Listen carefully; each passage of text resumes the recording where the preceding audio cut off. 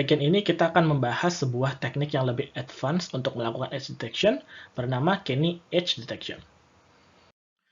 Nah, apabila kita ingin membicarakan mengenai teknik-teknik yang lebih lanjut untuk melakukan edge detection, sebenarnya tidak hanya Kenny Edge Detection, tapi juga Marhildert Edge Detection juga termasuk.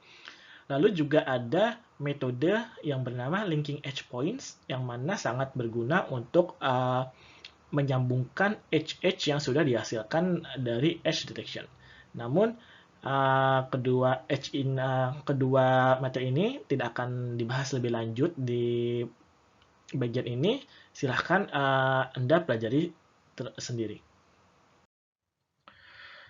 Nah, Kenny Edge Detector ini dipropose pertama kali oleh Johnny F. Kenny pada tahun 1987, di mana sebenarnya metode ini adalah sebuah multi-step algorithm, ya, di mana objektifnya ada 3, yaitu low error rate, lalu juga localization of edges yang cukup baik, yang sangat baik, ya, lalu juga adalah single response, ya. Nah, dibandingkan dengan edge detectors lain yang telah kita bahas sebelumnya, ya, Kenny Edge Detector ini secara general, secara umum lebih superior dibandingkan edge detectors lainnya. Nah, ini adalah cara melakukan komputasi Kenny Edge Detector, ya. Pertama-tama kita melakukan smoothing terhadap input image terlebih dahulu, ya. Jadi ini juga sangat umum dilakukan sebenarnya.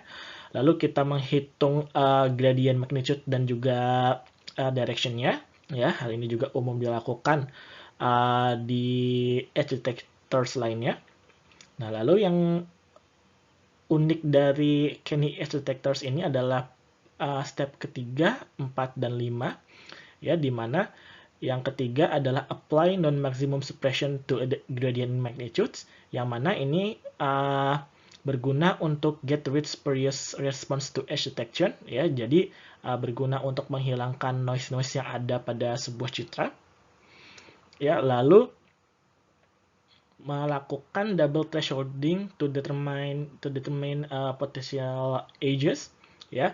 Jadi biasanya thresholding kalau misalkan untuk detektor lain dilakukan hanya 1, ya. Kalau ini 2 potensial thresholding point. Lalu yang terakhir, yang kelima adalah melakukan tracking terhadap edge untuk menentukan konektivitas, ya, terhadap edges yang ada, ya. Hal ini sangat berguna untuk avoiding false edges, ya. Nah, ini connectivity analysis biasa disebut dengan hysteresis. Nah, apabila tertarik untuk mempelajari lebih lanjut mengenai Kenny Edge Detection, silakan lihat di link yang sudah disediakan.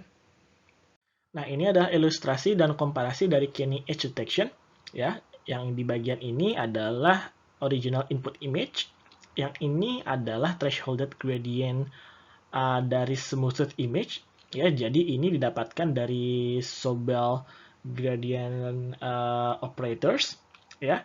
Yang ini adalah didapatkan dari Marhildert algorithm, yang ini adalah didapatkan dari Kenny Edge Detection. Ya. Yang perlu diperhatikan adalah sebenarnya pada saat penghitungan gradient, ya, pada magnitude-nya untuk Kenny Edge Detection, sebenarnya penghitungan magnitude-nya itu menggunakan Sobel gradient operators, ya. Jadi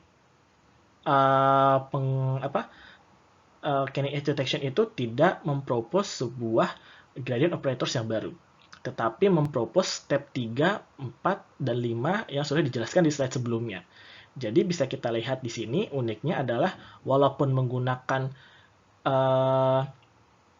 gradient operators yang sama, yaitu Sobel, menggunakan Sobel gradient operators, dengan melakukan step nomor 3, 4, dan 5 di Kenny Edge Detection, kita bisa menghasilkan edge detection yang jauh lebih baik dibandingkan dengan Sobel gradient operators. Nah, ini adalah suplementari yang sudah saya singgung sebelumnya, yaitu mengenai linking edges, ya, karena ideally, edge detection should yield sets of pixels lying only on the edges. Ya, biasanya hanya untuk edges yang ditemukan hanya edges saja, tapi pada kenyataannya seringkali edge detectors ini mendeteksi juga noise-noise yang ada. Ya, oleh sebab itu lebih banyak discontinuity terdeteksi dan juga menghasilkan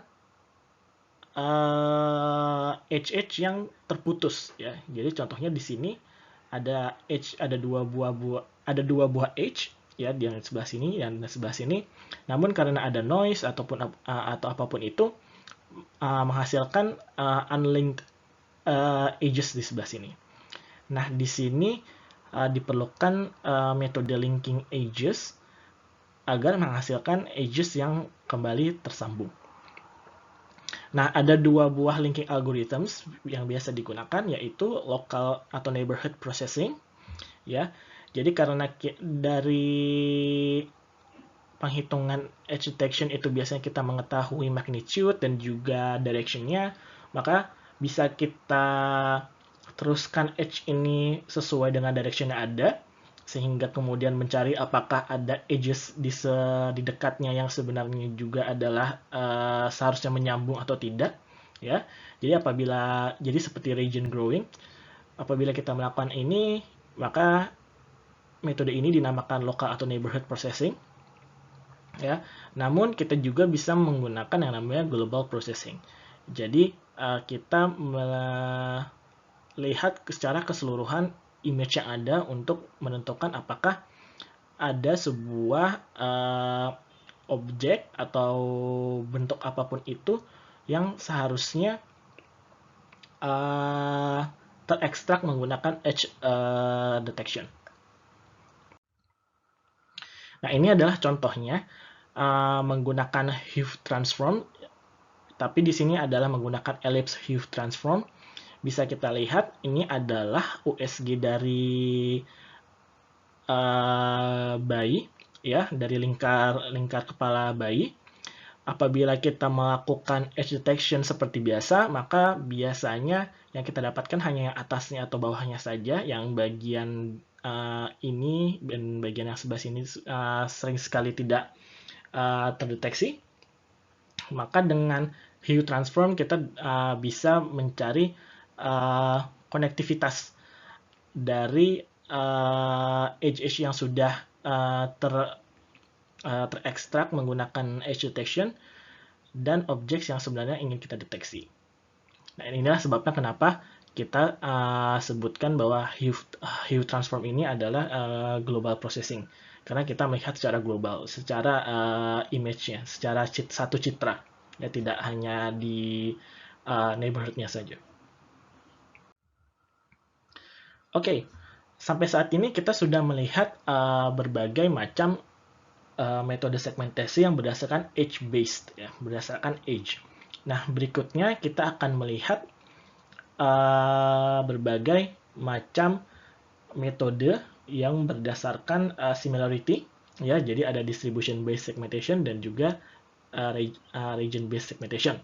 Namun, khususnya untuk bagian berikutnya kita akan melihat secara khusus mengenai distribution-based segmentation.